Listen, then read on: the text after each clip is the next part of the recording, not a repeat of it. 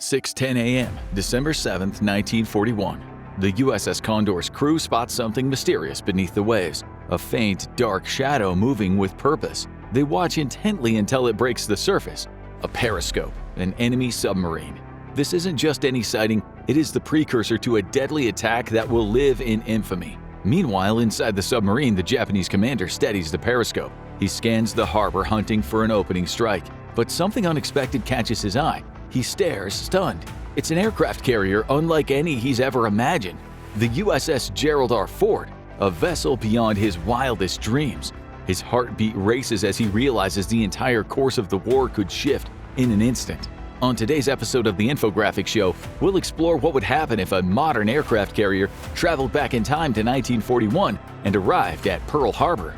At 7:02 that same morning, a radar station at Oahu detected several unidentified aircraft heading straight for Pearl Harbor. A U.S. Army lieutenant wrongly identified the planes as a group of their own B-17 bombers that were supposedly flying in from California, when in actuality they were the first wave of the Japanese aircraft that took to the skies from an aircraft carrier 200 miles north of Oahu. Their intention was to destroy as much of the United States Pacific Fleet as possible. Consisting of nearly 200 planes, this initial wave was a mix of fighters, bombers, and torpedo planes, all of them headed straight toward the U.S. naval base at Oahu. The Japanese military was already preparing to undertake several operations in numerous territories throughout Southeast Asia that were under control of the U.S., the British Armed Forces, and the Dutch. Their plan was to take out American boats and aircraft before they could be called in to support their allies. At 7:55 a.m., the Japanese aerial commander ordered the attack on Pearl Harbor to commence. But no one was expecting the U.S.'s secret weapon, the USS Gerald R. Ford. The Ford is massive. It's not only the biggest aircraft carrier ever constructed, but the largest warship to ever sail the seven seas. It measures almost a whopping 1,100 feet in length, and it's armed to the teeth with a huge arsenal of weapons, including a pair of REM-116 rolling airframe missile launchers. There's also 3 automated phalanx close-in weapon systems, 4 Mark 38 25mm machine gun systems, and another 4 M2 50 caliber machine guns. Needless to say that the oncoming attackers flying toward Pearl Harbor have never seen a ship the size of the Gerald R. Ford. In fact, not even the biggest of the U.S. Navy's aircraft carriers of the Second World War could measure up. The only vessel in the entire U.S. fleet at the time of the Pearl Harbor attacks that even came close was the USS Saratoga, at just under 900 feet in length. Commissioned in 1927, the Saratoga attributed its large size to the fact that it was originally designed as a battlecruiser, then later refitted and converted into an aircraft carrier. Its displacement tonnage was around 33,000 to 36,000 tons. Even then, the Saratoga would still pale in comparison to the USS Gerald R. Ford, with its absolutely colossal displacement tonnage of 100,000 tons. With the Gerald R. Ford's increased length and displacement comes plenty of other added advantages, each one enough to make it a veritable nightmare for the attacking planes at Pearl Harbor. This includes the Ford's state-of-the-art weaponry. There's little doubt that these new toys would be unlike anything seen during the Second World War. There would be little chance for the Imperial Japanese Navy to put appropriate countermeasures in place. Compared to the USS Saratoga, the USS Gerald R. Ford isn't just bigger and better equipped. It manages to be just as fast as the U.S. Navy's largest carrier during World War II. The Ford has a top speed in excess of 30 knots. To put it into perspective, that's roughly 35 miles per hour. Sure, it might not sound all that impressive as a land speed, but out on the water, and essentially for a carrier of its impressive size, that is some serious speed. At any rate, it certainly matches pace with the Saratoga, which could travel at roughly the same speed, 33 knots, or a little over 38 miles per hour, when moving at maximum speed. That's thanks in no small part to the dramatically different ways that the two carriers are powered. What was so notable about the Saratoga for its time was that it and the U.S. Navy's other powerful Lexington-class aircraft carriers was powered by an onboard turbo-electric power plant. At the time of the Second World War, this power plant was considered the most powerful system used to propel a United States warship. But compared to what powers the Gerald R. Ford, the Saratoga may well have been running on steam. The USS Gerald R. Ford is the first in an entirely new class of nuclear-powered aircraft carriers. During the development of the vessel, contractor Northrop Grumman came up with an advanced nuclear propulsion system that utilized 2 onboard reactors to generate power to the entire ship. Given the new features it's chocked full of, the Ford requires a considerable amount of juice, so a pair of A1B reactors powers it using the fission of enriched uranium. That boils water and causes turbines to turn, generating electricity in much the same way nuclear reactors on land do. Thanks to those onboard nuclear reactors, the USS Gerald R. Ford isn't just generating more power, but it also cuts down on the need for higher numbers of service staff on board. In fact, thanks to automation throughout the carrier, the Ford carries several hundred crew fewer than earlier classes of aircraft carrier. Although that might not be something the Japanese pilots knew as they began their attack on Pearl Harbor, scoring a hit against the USS Gerald R. Ford might give them an edge. With a reduced number of personnel on the carrier providing maintenance, should the ship sustain enough damage, especially in a way that affects the operation of the ship's nuclear reactors, then it might not be able to provide support to the rest of the U.S. naval fleet for very long. The USS Gerald R. Ford holds an edge few other American vessels at Pearl Harbor could even imagine.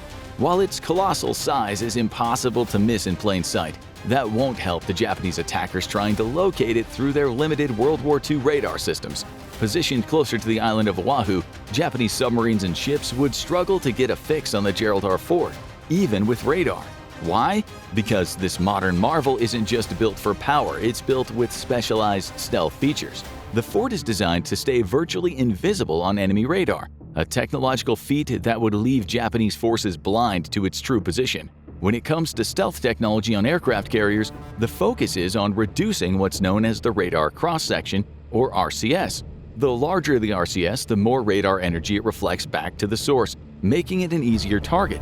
Reducing this involves every detail, from the materials used to the shape of the hull and even how it interacts with radar wavelengths.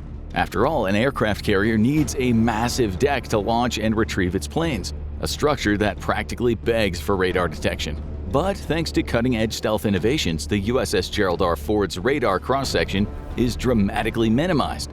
Key upgrades like radar-absorbent materials in its construction soak up radar energy rather than reflecting it back, and the Ford's sleek angular design deflects radar waves away, turning the massive ship into a radar mystery. Japanese vessels around Pearl Harbor would have an almost impossible task trying to detect the USS Gerald R. Ford, especially with their inferior 1941 radar systems. Speaking of radar, the carrier features a composite mast with the planar array radars, a volume search radar operating at S-band, and an AN-SPY 3 multifunction radar at X-band. That means some of the Ford systems operate with the aid of a differential global positioning system instead of purely through radar, and that might be an issue. This is 1941, and GPS requires satellites to correctly operate. The first satellite in space, the Soviet Sputnik 1, is still more than another decade away from launch. The limitations of the time period mean that the use of these systems is literally impossible for the crew of the USS Gerald R. Ford. That doesn't quite make it a sitting duck for the attacking Japanese Imperial Navy, though.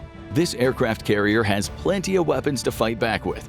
If the Japanese aerial commander ordered a detachment of planes to strike at the USS Gerald R. Ford, these pilots would find themselves on the receiving end of the RIM-162 Evolved Sea Sparrow missile. To defend the ship from incoming attacks, the USS Gerald R. Ford is armed with two powerful Mark 41 vertical launch systems, each capable of launching up to 4 Evolved Sea Sparrow missiles at once. These missiles aren't just effective against aircraft, they're designed to intercept and destroy incoming threats, like supersonic anti-ship cruise missiles. Missiles aren't the only line of defense for the USS Gerald R. Ford. The U.S. Navy has been hard at work on high-powered lasers that seem straight out of science fiction. Capable of firing several hundred kilowatts, these cutting-edge weapons can shoot down incoming missiles with pinpoint precision. This futuristic technology adds yet another layer of protection, making the Ford one of the most advanced ships afloat. Even with its powerful arsenal, it's hard to say if the USS Gerald R. Ford could truly turn the tide at Pearl Harbor. The first wave of Japan's attack involved 183 aircraft, with another 163 still to come an hour later. An onslaught the Ford alone could hardly intercept or shoot down. In those first brutal 5 minutes, Japanese bombers targeted 4 of the Navy's battleships, including the USS Oklahoma and the USS Arizona. A direct hit on the Arizona's ammunition stores caused a massive explosion, sinking the ship and tragically taking the lives of almost 1,200 crew members on board. Over the course of the 2-hour attack, 21 warships lay damaged or sunk, and 188 aircraft were destroyed on the ground at Oahu's airfields. In total, over 2,400 Americans lost their lives in the devastating attack. But the USS Gerald R. Ford might have had one way to turn the tide at Pearl Harbor, launching an overwhelming wave of aircraft in retaliation. There's a reason this is the largest carrier the U.S. has ever built. It can carry and launch up to 90 aircraft for rapid response, equipped with the Boeing FA-18EF Super Hornet, the Lockheed Martin F-35C Lightning II, and the Northrop Grumman E-2 Hawkeye. The Ford's arsenal extends beyond fighters. It also includes Sikorsky SH-60 Seahawk helicopters and even a range of unmanned combat aerial vehicles ready to join the fight. If the Ford was at Pearl Harbor, it could have unleashed an aerial force unlike anything the world had seen, ready to strike back with precision and power. Who's to say if the USS Gerald R. Ford would have saved the day back at Pearl Harbor? But they certainly would have given the U.S. some much-needed air superiority. Imagine the shockwave of a modern aircraft carrier defending Pearl Harbor. Could this powerhouse have changed history, or would Japan's forces have been too much even for a supercarrier of the Ford's class? Share your take in the comments. If you're ready for more jaw-dropping what-ifs, check out how a single F-22 time traveled to World War II, or click on this video instead.